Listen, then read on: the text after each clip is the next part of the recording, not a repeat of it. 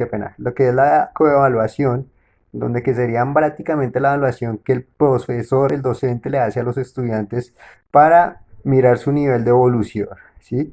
Y últimamente ya tendríamos lo que es la evaluación de carácter externa. Sí, un ejemplo sencillo que podríamos mencionar en la evaluación de carácter externa es la evaluación que se le hace en las instituciones para verificar si ellos están cumpliendo con todos con todo lo restablecido o lo establecido por el MIN, ¿sí?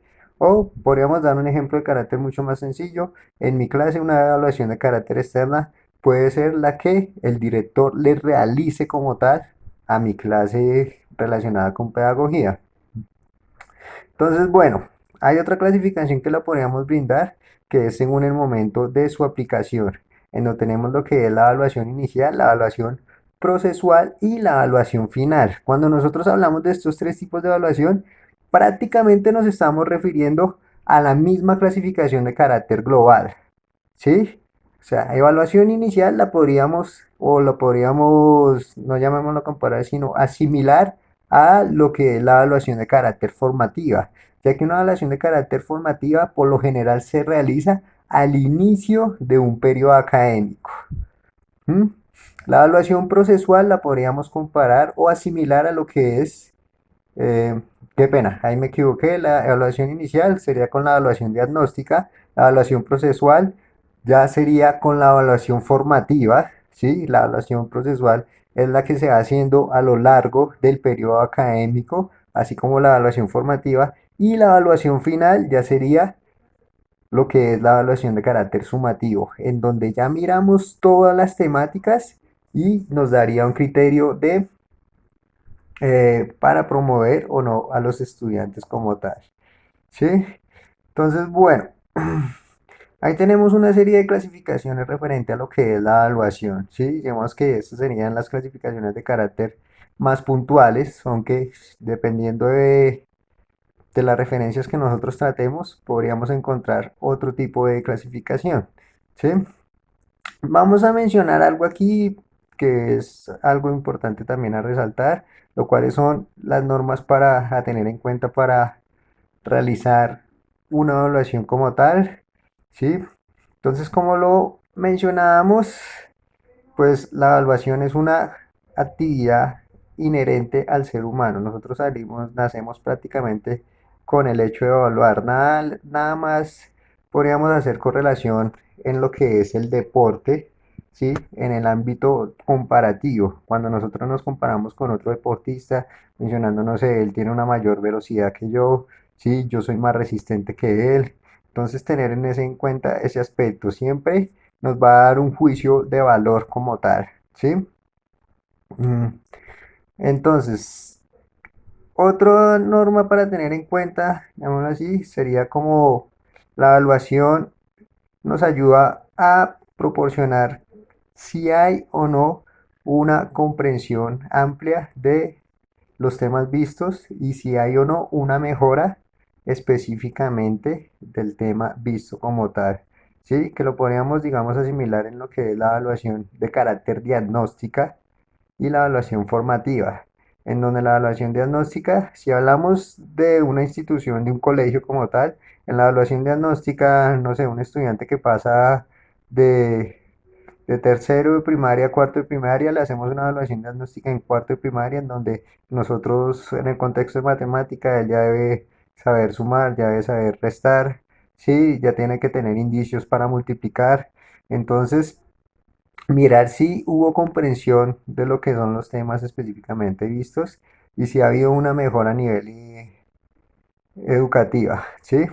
Bueno, otra de las normas, la evaluación tiene que ser de carácter útil, lo cual nos va a facilitar información acerca de lo que son las virtudes y los defectos, o llamémoslo así, fortalezas y debilidades que tienen los estudiantes para brindar una solución, ¿sí?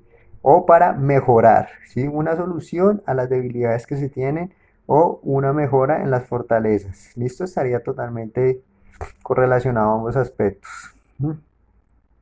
Entonces, la evaluación también tiene que ser de carácter factible, ¿sí? En el momento en el que nosotros la vayamos a emplear, los procesos evaluativos o los procedimientos evaluativos tienen que ser de fácil acceso y que se puedan utilizar sin ningún problema como tal, ¿sí? Entonces, en ese caso, que la evaluación la pueda realizar todo el individuo a mirar y que nos brinde pues una respuesta de carácter, llamémosla así entre comillas, de carácter exacta, ¿sí? Bueno, también como se mencionaba, o bueno, como lo acabé de mencionar, la evaluación también tiene que ser de carácter exacto, tiene que ser exacto, ¿sí? Entonces, en el momento en el que nos brinde una descripción de la evolución como tal y del contexto sobre el individuo a trabajar, el estudiante en este caso, para mirar exactamente cuáles son sus dificultades, cuáles son sus fortalezas, ¿m? Y poder con base en ello generar una serie de conclusiones para crear un plan de acción referente a todo esto, como se había mencionado anteriormente. Entonces, bueno, eso serían como unas normas básicas para tener en cuenta en lo que es la evaluación, ¿sí? Continuando con este proceso evaluativo, tenemos que hacer énfasis y referencia a lo que es el CIE, ¿sí? No sé si ustedes de pronto conozcan todo lo relacionado con el CIE, el cual sería el Sistema Institucional de Evaluación de los Estudiantes. ¿Sí? Cuando nosotros hablamos del CIE, pues más específicamente aquí a nivel nacional, pues el CIE nos va a brindar unos criterios de evaluación y de promoción, ¿sí? Para que nosotros lo tengamos muy en cuenta. Entonces, si nosotros hablamos del CIE, nosotros vamos a hablar de una serie de modelos de evaluación a tener en cuenta. Entonces, dentro de esos modelos de evaluación encontramos lo que son los modelos clásicos y los modelos alternativos como tal. Entonces, en este momento únicamente se van a mencionar cuáles son los modelos. Ya más adelante vamos a hacer un énfasis en los tipos de modelos específicamente. Cuando nosotros hablamos de modelos clásicos, los cuales están basados en lo que son la consecución de metas y objetivos. Nos basamos en, o mencionamos lo que es el modelo de Tyler, el modelo de Dance, el modelo de TABA y el modelo CIPP, para tenerlo en cuenta. Ya los modelos de carácter alternativo, en donde ya estaríamos más específicamente hablando de una serie de modelos que no van a estar ligados a una serie de metas objetivos, ¿sí? Pues inicialmente tenemos lo que es el modelo de evaluación libre de metas, el método operandi, la evaluación comunicativa y la evaluación iluminativa. Entonces, como les mencioné, pues este es un tema que vamos a tratar un poco más a fondo y más adelante, ¿sí? Entonces, primeramente vamos a ver lo que son las técnicas y los diseños de evaluación. Entonces, cuando nosotros hablamos de técnicas y diseños de evaluación, hablamos de dos tipos de técnicas y diseños de evaluación específicamente. La primera sería la evaluación objetiva o la evaluación tradicional del aprendizaje. Y la segunda, estamos hablando de una evaluación alternativa del aprendizaje, ¿sí?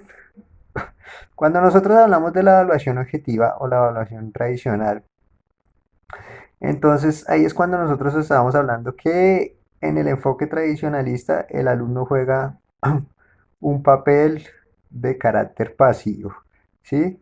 Entonces lo único que hace es recibir aquella información transmitida por parte del maestro, ¿sí? En donde la información se considera que se debe aprovechar por base de la memoria, ¿sí? Y no puede ser cuestionada o por lo general no es cuestionada por parte de los estudiantes ni criticada por los mismos. Entonces, en el momento de hablar de este tipo de evaluación referente a las técnicas, tenemos dos técnicas específicamente. La primera es la técnica de interrogatorio y la segunda es la técnica de solución de problemas. Cuando nosotros hablamos de la técnica de interrogatorio, entonces es una técnica que lo que hace es agrupar los procedimientos mediante los cuales se solicita información al alumno, ¿sí? Bien sea de una forma escrita, bien sea de una forma oral,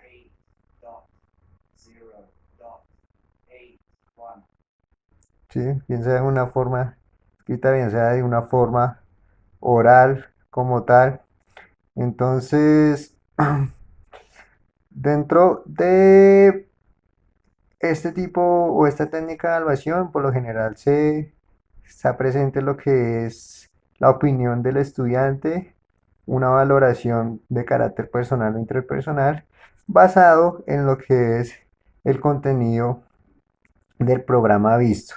Dentro de estas técnicas de evaluación encontramos lo que son los cuestionarios, la entrevista, la autoevaluación o el examen oral y el examen oral. ¿Sí? Tenemos también la técnica de solución de problemas, en donde, como su nombre lo indica, se le va a solicitar al estudiante que solucione un problema de carácter determinado, un problema determinado. ¿Sí? Un problema determinado.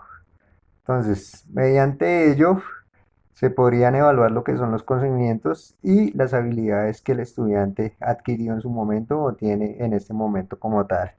¿Sí? Entonces, dentro de este prueba, estas técnicas de solución de problemas, tenemos lo que son las pruebas objetivas, las pruebas de ensayo o por temas, los simuladores escritos, pruebas estandarizadas y las pruebas de opción múltiple. ¿Mm? Entonces, para que vayamos teniendo en cuenta. Ya dentro de lo que es la evaluación alternativa al aprendizaje, ya lo que es la evaluación alternativa de aprendizaje, podríamos mencionar que es una forma de evaluación ya diferente a lo que es la evaluación tradicional, ¿m? ¿Cuál se basa principalmente en el uso de exámenes? Entonces, dentro de esa técnica de evaluación encontramos lo que son los instrumentos de evaluación por observación y los instrumentos de evaluación por desempeño. Cuando nosotros hablamos de instrumentos de evaluación por observación, estamos hablando de una serie de, bueno, una técnica evaluativa, la cual nos permite evaluar aspectos como es el aspecto afectivo, el aspecto psicomotor, ¿sí? Y en donde nosotros podemos identificar los recursos del alumno y cómo él utiliza los recursos en determinado caso, ¿sí?